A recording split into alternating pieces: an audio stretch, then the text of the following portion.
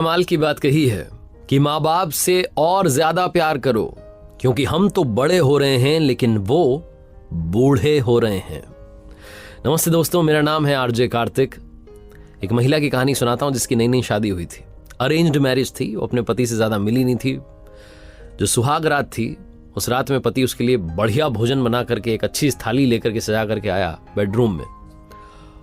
और इस महिला ने कहा कि पहले मम्मी जी को, सासू माँ को तो भोजन करा दो। तो उस आदमी ने कहा कि अरे छोड़ो ना, मेरी माँ ऐसी है, बेकार है, बूढ़ी है, छोड़ो तुम खाना खाओ, तुम्हारे लिए लाया हूँ। आज ऐसी फालतू की बातें मत करो, ऐसे ही बीमार रहती है, छोड़ो तुम खाना खाओ। इस महिला ने फिर कहा कि नहीं, आप माँ को खिला दीजिए खाना, मैं खा लूंगी बाद में। वो आदमी जिद पड़ गया, नहीं तुम खाओ पहले, वो तो ऐसी है। इस महिला को बहुत बुरा लगा। अचानक से इसने अपना बैग उठाया और चल दी, पहुंच गई अपने घर और थोड़े दिनों में तलाक के पेपर भेज दिए, तलाक ले लिया इस आदमी से। थोड़े दिनों बाद उस महिला ने दूसरी शादी कर ली, इस आदमी ने भी दूसरी शादी कर ली। दोनों की अपनी अपनी फैमिली बस गई। उम्र बीतती जा रही थी। जो वो महिला तकरीबन 65 के आसपास होगी, उसके 2 बच्चे थे। उसने बच्चों से कहा कि बच्चों, मैं तीर्थ यात्रा के लिए जाना चाहती हूँ, आप मेरे लिए टिकट विकेट करवा दो। तो बच्चों ने कहा माँ ऐसा नहीं, हाँ आपके साथ चलेंगे, हम भी घूमेंगे। तो वो बच्चे अपनी माँ को लेकर के, पूरा परिवार जो था, तीर्थ यात्रा पर निकल पड़ा। तो एक जगह रुके वो दिन में भोजन करने के लिए।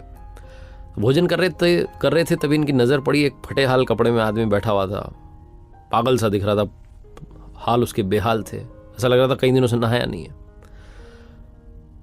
तो ये जो महिला थी, इसने अपने बच्चों से कहा कि जाओ जाकर के उसे नहला दो और अच्छा भोजन करवा दो, बहुत परेशान लग रहा है। बच्चों ने कहा ठीक है।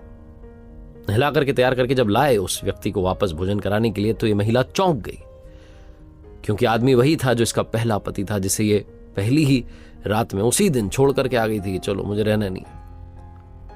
तो दौड़ करके पहुंची और पूछने लगी कि तुम्हारा हाल कैसे हो गया। उस आदमी ने कहा कि मेरे बच्चों ने मेरा हाल कर दिया है, मुझे 1 रुपया नहीं दिया, मुझे घर से बाहर कर दिया, भगा दिया है, सड़क सड़क भटक रहा हूं, मेरे पास कुछ नहीं है, कुछ मिलता है तो खा लेता हूं, बहुत बुरी हालत है।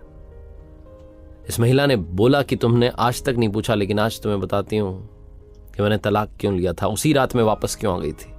क्योंकि उस रात में तुम मुझे पहले भोजन कराना चाहते थे, अपनी माँ को जो इतने सालों से तुम्हारे साथ रह रही है, उसको तुम इज्जत नहीं दे रहे थे। जब तुमने अपनी माँ की इज्जत नहीं की, तो तुम्हारे बच्चे तुम्हारी क्या इज्जत करेंगे। ये मेरे बच्चे हैं, मैंने इनसे कहा था कि मुझे तीर्थ यात्रा पर जाना है, अकेले जाना है, कह रहे नहीं, जिद कर ली कि साथ चलेंगे, आपको परेशानी नहीं आने देंगे। जो अपने माँ बाप की इज्जत करता है, बच्चे भी उसकी इज्जत करते हैं, दुनिया भी उसकी इज्जत करती है। यही तो मैं तुम्हें समझाना चाहती थी, लेकिन बहुत देर हो गई। छोटी सी कहानी, सार वही है कि हम बड़े हो रहे हैं, लेकिन हम ये भूल जाते हैं कि हमारे माँ बाप बूढ़े हो रहे हैं। उनकी फिक्र कीजिए, उनकी कद्र कीजिए, उनका आशीर्वाद दुनिया में आपको बहुत ऊंचाई पर लेकर के जाएगा। एक बार फिर से वही बात जो अक्सर आपसे कहता हूं, कर दिखाओ कुछ ऐसा कि दुनिया करना चाहे आपके जैसा। कल की बात कही है कि माना कि थक कर उसकी आंख बंद होती है, पर मां जब सोती है तब भी फिक्रमंद होती है। नमस्ते दोस्तों, मेरा नाम है आरजे कार्तिक। आज की कहानी मुझे आप ही में से किसी दोस्त ने भेजी है, और आज की कहानी एक ऐसी कहानी है जिसे सुनने के बाद शायद आपकी आंखों में आंसू आ जाए। जब मैंने इसे पढ़ा तो मेरी आंखों में आंसू थे, इतनी इमोशनल कहानी है। शाम का वक्त हुआ था, हल्की हल्की बरसात हो रही थी।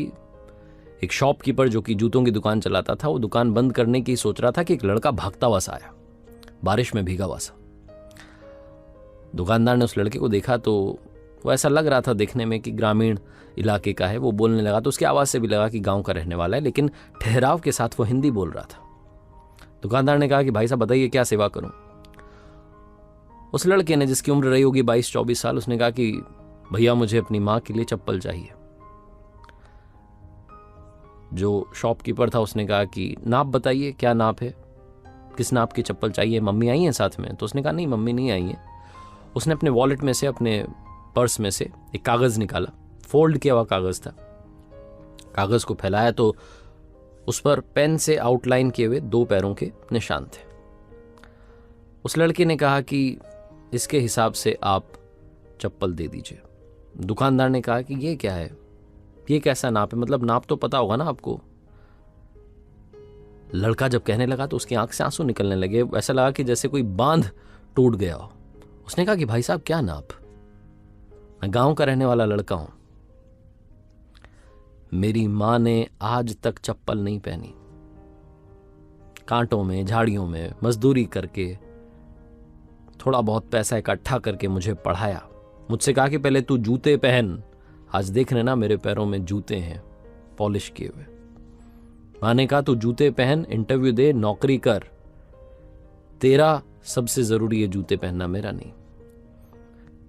आज मुझे अपनी पहली तनख्वाह मिली है और मैं अभी आखिरी बस से अपने घर के लिए जा रहा हूं, गांव के लिए। तो मैंने सोचा क्या लेके जाऊं। तो मैंने सोचा कि मेरी मां जो झाड़ियों में, कांटों में नंगे पैर मेहनत करती रही, उसके लिए एक जोड़ी चप्पल लेके जाऊंगा। अब नाप तो मुझे मालूम नहीं था, मैंने ऐसे ही पेन से आउटलाइन बना ली, इसी नाप की चप्पल दे दीजिए। दुकानदार भी बड़ा भावुक हो गया, उसने कहा कि जरूर। उसने चप्पल निकाली, लड़के ने पसंद की, बॉक्स पैक किया। उसने कहा कितने रुपए? दुकानदार ने कहा 800 रुपए। फिर दुकानदार को लगा पता नहीं कितनी सैलरी मिलेगी, तो पूछा भैया क्या तनख्वाह मिल रही है आपको? लड़के ने कहा 8,000 रुपये मिल रहे हैं, खर्चा पानी निकाल करके 5,000 रुपये तो खर्च हो जाते हैं, 3,000 रुपये बचे हैं सारे माँ के लिए। दुकानदार ने कहा भाई साहब ज़्यादा नहीं हो जाएगा 800 रुपये की चप्पल? लड़के ने कहा नहीं, माँ के लिए कुछ भी ज़्यादा नहीं है। उसने पेमेंट किया, चप्पल ली, वो निकलने लगा कि दुकानदार ने टोका रुको रुको रुको रुको। दुकानदार ने एक और चप्पल, एक और बॉक्स पैक किया, उस लड़के को कहा कि ये भी ले जाओ और माँ से कहना कि आपके दूसरे बेटे की तरफ से गिफ्ट है। माँ से कहना कि ये वाली खराब हो जाए तो ये वाली पहन लें, लेकिन अब से नंगे पैर नहीं रहे, और माँ को मेरा प्रणाम कहना। लड़का भी इमोशनल हो गया, उसने कहा जरूर भैया। वो जाने लगा। फिर से दुकानदार ने कहा 1 सेकंड रुको, बस एक आखिरी तुमसे मैं मांग करना चाह रहा हूँ, डिमांड करना चाह रहा हूँ, सुनो मेरी बात। वो तुम्हारे पर्स में जो कागज़ रखा है ना जिस पर पैरों के निशान बने, वो मुझे दे दो। लड़के ने सोचा क्या मांग रहा है, तो उसने कहा ठीक है लो भैया। वो पेपर दिया, उसके बाद लड़का चला गया। दुकानदार अंदर आया, वो जो कागज़ था उसको ले जा करके जहाँ वो पूजा करता था वहाँ पर रख दिया। दुकानदार के नौकरों ने देख लिया तो कहने लगे ये क्या कर रहे हो? दुकानदार ने कहा आज मैंने लक्ष्मी जी के पग देखे हैं, बस उन्हें आज से पूजा में रख रहा हूं। ये पेपर यहां रखा रहेगा तो ना जाने कितनी बरकत हमारी दुकान में होगी। वो वाकई में मां लक्ष्मी है जिनका इतना संस्कार वाला बेटा है। छोटी सी कहानी बस ये सिखाती है कि जिंदगी में मां हैं तो हम हैं, ऊपर जिसे कहते हैं उसे आसमां कहते हैं, और जिसका इस जहां में अंत नहीं होता उसे मां कहते हैं। मां से बड़ा कोई टीचर नहीं, मां से बड़ा कोई धर्म नहीं, मां से बड़ा कोई प्यार नहीं। अपनी मां के आशीर्वाद के साथ कर दिखाओ कुछ ऐसा कि दुनिया करना चाहे आपके जैसा।